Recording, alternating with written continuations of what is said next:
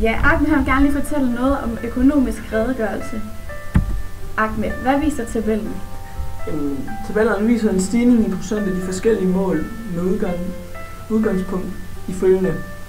Og det er real BNP, forbrugerindeks, bruttoledighed i procent af arbejdsstyrken, betalingsbalancen i procent af BNP og betalingsbalancen er for jeg mener også for de udlandsgæld og betalingsbalancen i procent af BNP af de offentlige finanser.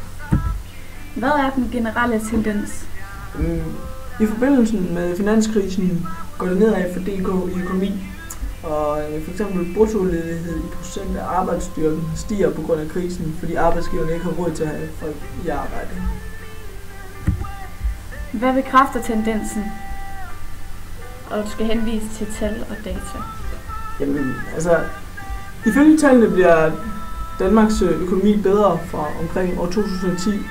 For eksempel real BNP stiger fra minus 5,8 til 1,4 i 2013. Og